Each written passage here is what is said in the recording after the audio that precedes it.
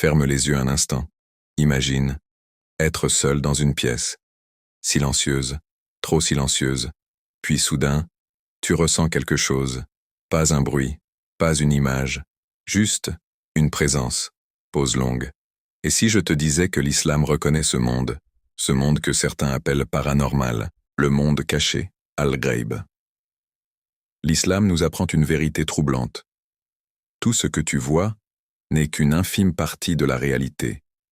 Il existe un monde parallèle au nôtre, invisible, silencieux, mais bien réel.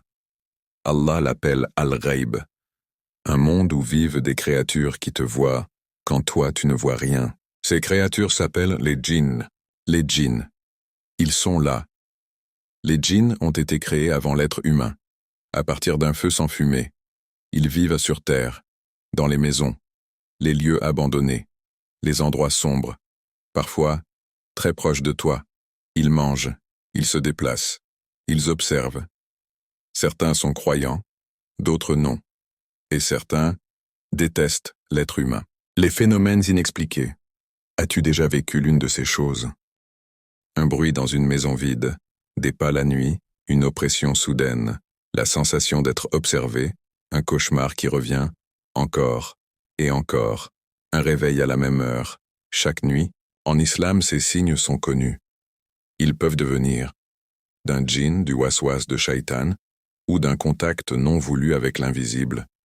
Mais attention, l'islam nous met en garde. Tout ce qui fait peur n'est pas forcément paranormal. Et tout ce qui est paranormal n'est pas une bénédiction. Ceux qui ouvrent les portes, certaines personnes ouvrent des portes sans s'en rendre compte. La sorcellerie, les voyants, les médiums, les rituels, les invocations étranges, les jeux avec l'invisible. L'islam est clair. Chercher l'invisible, c'est l'attirer. Et une fois qu'une porte est ouverte, elle ne se referme pas toujours facilement. Pause longue. Beaucoup regrettent, trop tard, ceux qu'ils craignent. Mais voici la chose la plus importante. Il existe quelque chose que les djinns craignent, quelque chose qui les fait fuir.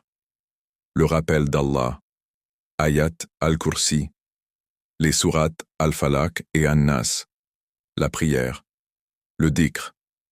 Un cœur connecté à Allah est intouchable, même dans le noir, même face à l'invisible. Histoire réelle. Beaucoup de gens ont vécu des choses qu'ils n'expliquent toujours pas, des maisons qui changent d'ambiance, des enfants qui parlent seuls, des silhouettes, des voix, et souvent, tout disparaît quand le Coran est récité. Les lieux qu'ils préfèrent. Il y a des endroits où l'air est plus lourd. Pause. Les lieux abandonnés, les maisons vides depuis longtemps, les toilettes, les endroits sales, les carrefours isolés, les lieux où le nom d'Allah n'est jamais prononcé. Les djinns aiment ce que l'humain fuit, et parfois, ils s'installent. Pause longue. Quand une maison devient soudain oppressante, quand la paix disparaît sans raison, l'islam nous dit une chose. Ce lieu n'est peut-être pas vide. La possession, mythe ou réalité, le cinéma exagère. Mais l'islam reconnaît la possession. Un djinn peut influencer, oppresser, parler, parfois, prendre le contrôle. Les signes? Force inhabituelle, aversion au Coran, voix qui change, réaction violente sans raison, peur extrême du rappel d'Allah. Ce n'est pas un jeu, ce n'est pas un spectacle, c'est une épreuve. Les enfants et l'invisible. Les enfants voient parfois ce que les adultes ne voient plus. Ils parlent seuls, fixent le vide, rien sans raison, ou pleurent soudainement la nuit. En islam, leur âme est encore pure, moins voilée. C'est pour cela qu'on les protège. Bismillah avant de dormir. Invocation. Coran dans la maison. Parce que l'invisible ne fait pas la différence entre grand et petit. Les rêves. Une porte fragile. Tous les rêves ne viennent pas de ton esprit. En islam, il existe 3 types de rêves. Ceux qui viennent d'Allah, ceux qui viennent de ton âme, et ceux qui viennent de Shaitan. Les cauchemars répétés, les rêves où tu es paralysé, les silhouettes, les chutes, les cris sans voix. Ce sont parfois des attaques. C'est pour cela qu'après un mauvais rêve, le prophète a enseigné de cracher légèrement à gauche et de chercher refuge auprès d'Allah. Les heures où ils sont les plus actifs. Il y a des moments où le voile est plus fin. Entre le Maghreb et l'Isha, au milieu de la nuit, juste avant l'aube. Ce sont des heures où beaucoup ressentent des choses. En islam, on recommande de rentrer les enfants, fermer les portes en disant Bismillah, ne pas traîner inutilement dehors. Ce ne sont pas des traditions, ce sont des protections. Les maisons qui changent parfois, une maison change. Avant, tu t'y sentais bien, puis un jour, dispute sans raison, fatigue constante, malaise, cauchemar. Comme si quelque chose s'était installé. En islam, une maison sans prière, sans Coran, sans rappel d'Allah, devient vulnérable. Et ce qui est vulnérable attire. Les objets qui portent quelque chose.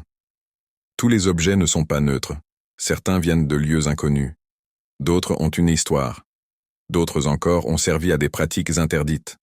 Talismans, objets occultes, cadeaux, étranges. L'islam nous met en garde. Tout objet peut devenir un support. Si un objet apporte malaise, peur ou trouble, ce n'est peut-être pas l'objet le problème. Les erreurs qui ouvrent des portes. Beaucoup de personnes s'exposent sans le savoir. Dormir sans invocation. Se moquer du Coran ou du religieux. Consommer constamment du contenu occulte. Prononcer des paroles sans en comprendre le sens. Le prophète a dit « Certes, le diable coule dans le fils d'Adam comme le sang. » Sahih al-Bukhari, Sahih Muslim.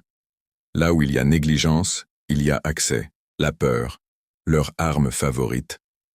Les djinns ne dominent pas par la force, ils dominent par la peur. Allah dit, c'est Satan qui vous fait peur de ses alliés. N'ayez donc pas peur d'eux, mais ayez peur de moi, si vous êtes croyants.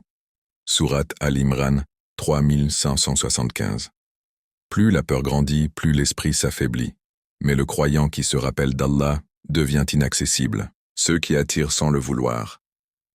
Certaines périodes rendent l'âme vulnérable, tristesse profonde, colère constante, isolement, fatigue spirituelle. Ce ne sont pas des péchés, ce sont des états, et Shaitan profite des failles. Allah dit, certes, les serviteurs d'Allah, tu n'as aucun pouvoir sur eux. Sourate Al-Isra, 17-65. La prière, le dhikr, le Coran, ce sont des murailles invisibles. Les djinns amoureux. Oui, cela existe. Certains djinns s'attachent à l'humain par jalousie ou désir. Rêves répétitifs, blocage dans le mariage, fatigue extrême. Allah dit, parmi les djinns, il y a des injustes. 72-14. Ils ne cherchent pas l'amour, mais le contrôle, les pactes interdits. Demander de l'aide à l'invisible ouvre une porte dangereuse. Allah dit, ô communauté des djinns, vous avez abusé des humains. 6-128. Chaque pacte apporte peur et dépendance. Ce que l'invisible donne, il le reprend toujours, avec intérêt. Avant l'attaque, avant une atteinte spirituelle, des signes apparaissent. Angoisse soudaine, isolement, rejet du Coran, rêve sombre. Le prophète a dit, le diable s'assoit sur les chemins du fils d'Adam. Il observe longtemps avant d'agir. Le Coran, ce qu'ils craignent. Quand le Coran est récité, l'invisible réagit. Allah dit, nous faisons descendre du Coran une guérison. 17-82. Ce n'est pas un livre ordinaire, c'est une lumière que l'obscurité ne supporte pas. Les lieux qui attirent l'obscurité. Certains lieux repoussent les anges et attirent Shaitan. Le prophète a dit, les anges n'entrent pas dans une maison où il y a un chien ou des images. Bukhari, Muslim. Là où la lumière spirituelle s'éteint, l'invisible prend racine. Les erreurs pendant la roqya. Mal réciter ou interrompre la roqya affaiblit la protection. Le prophète a dit, les paroles d'Allah sont un remède et une protection. Bukhari, Muslim. Une erreur ouvre une faille que l'invisible exploite. Témoignages authentiques. Des familles racontent, voix dans les maisons vides, ombre dans les chambres, cauchemars qui se répètent. Quand le Coran est récité, tout disparaît. Allah dit, et nous avons fait descendre le Coran comme guérison pour les croyants. 17:82. La lumière contre l'obscurité. Le paranormal existe, mais l'islam nous enseigne à ne pas le chercher, à ne pas jouer avec ce que nous ne comprenons pas. Il nous donne les protections ultimes, la prière, le dhikr, la récitation du Coran et le rappel constant d'Allah. Dans l'obscurité, le croyant n'est jamais seul. La lumière d'Allah dissipe toute peur et toute oppression invisible. Si cette vidéo t'a intrigué ou donné des frissons, écris ton expérience paranormale dans les commentaires. Like la vidéo si tu veux en savoir plus sur le monde invisible.